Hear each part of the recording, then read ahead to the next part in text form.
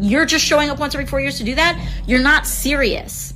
Democratic Congresswoman Alexandria Ocasio-Cortez took to Instagram to reply to a question about Jill Stein and the Green Party. So, as a former Green Party candidate myself, years ago in Canada, I have some things to say here, and you may or may not be surprised by what I have to say, but here is the video. Y'all, this is a little spicy, but I have thoughts. I feel like I should save this for a live. I'm not coming for people who are thinking about this. I'll talk to you.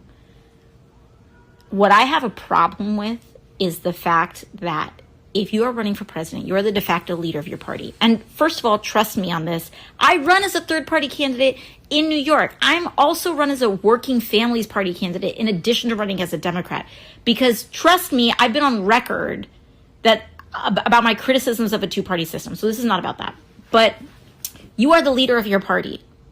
And if you run for years and years and years and years and years in a row, and your party has not grown, and you don't add city council seats, and you don't add down ballot candidates, and you don't add state electeds, that's bad leadership.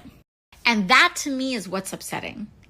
Because if you have been your party's nominee for 12 years in a row, 4 years ago and 4 years before that and 4 years before that, and you cannot grow your movement pretty much at all and can't pursue any successful strategy, and all you do is show up once every 4 years to speak to people who are justifiably pissed off, but you're just showing up once every 4 years to do that, you're not serious.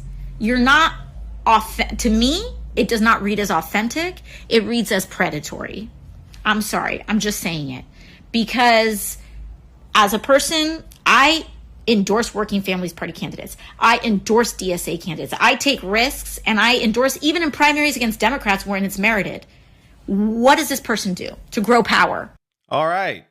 So this right here is 99.9% accurate. The reason why it's not 100% is because slight correction here, Howie Hawkins did run in 2020. It wasn't Jill Stein, but it's been Jill Stein since 2012. Now, my issue isn't even necessarily Jill Stein. It's how the Green Party generally in the U.S. operates. So you have here, this is the reality with the Green Party. Seats in the Senate, obviously 0.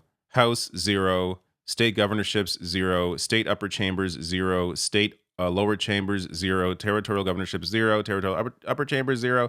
Territorial lower chambers, 0. Other elected officials, 143. Oh, look at that. They have 143 seats in other elected officials out of 519,682 possible positions. Less than 150. And if you take a deeper look, so there's a list here of the Greens currently in some form of office. You go to the first, let's just go to the first three. So Sarah Bacon.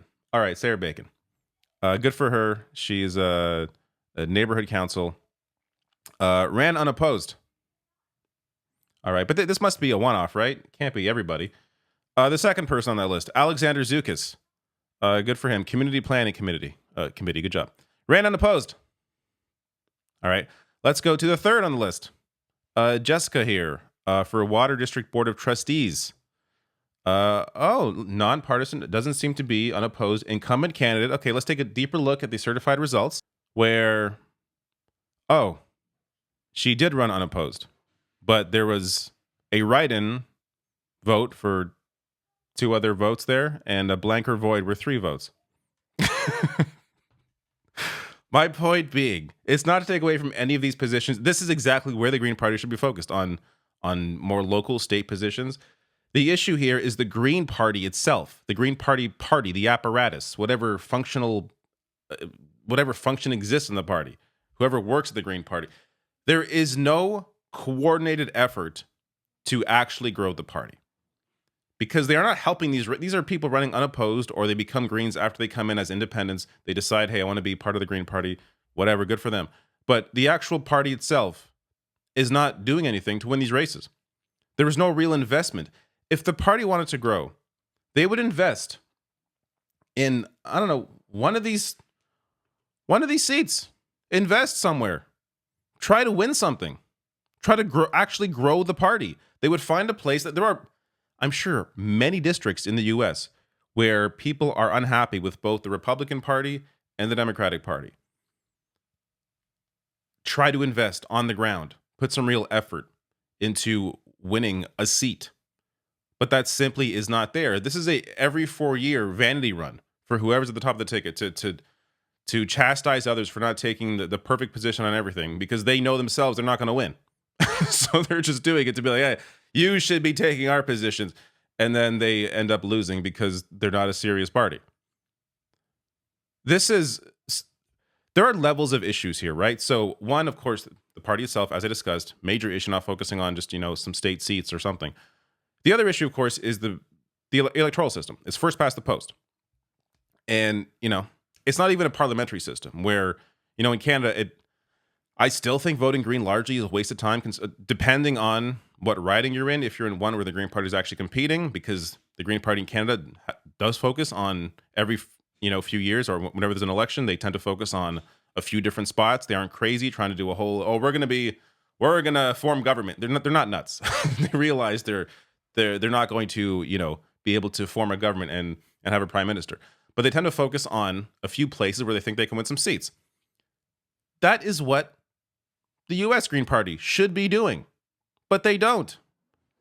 Why are we pretending that Jill Stein has the chance to be the president? Why is anybody pretending this? Oh, only if we can only reach enough people on Twitter that she's going to win. Like, come on, let's be real here. This is not how elections are won. You have to actually have an on-the-ground investment, and do so, over several elections. You likely aren't going to win the first time you try to win a seat in, say, a state race. But you build up that momentum in a concentrated area, and you do it enough times, and you grow that investment, and you really invest into that community, you have the potential to win something. This Green Party in the U.S. simply has not done that. So, look, if you want to vote Green, understand it's simply a protest vote. I have no issue. Vote however you want. Obviously, I think it's important to avoid Donald Trump becoming president again. I think that should be obvious to anyone who wants to avoid fascism. But this is simply a protest vote. It's nothing more. So don't convince yourself that, if only you convince 3 of your friends to vote Jill Stein, then they're going to win. No. Let's be realistic here. But it's refreshing to see a sitting congressperson, first of all, even acknowledge the Green Party, because oftentimes they don't even want to acknowledge that other parties exist, but also acknowledge the issues. AOC is somebody who, look, I'm sure there are times where I've disagreed with strategies that she has or hasn't taken, like any politician. But in terms of people that are currently in Congress who actually do want to represent their constituents, AOC is near the top of that list.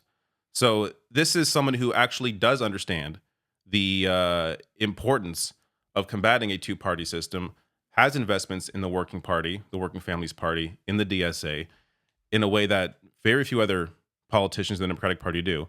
So it's good. It's refreshing to hear these criticisms, but understand, if you want the Green Party to grow, and you actually do support the Green Party, put some pressure on the party to put real investments into specific, smaller races, because you simply are not going to win the presidency on a hope and a prayer.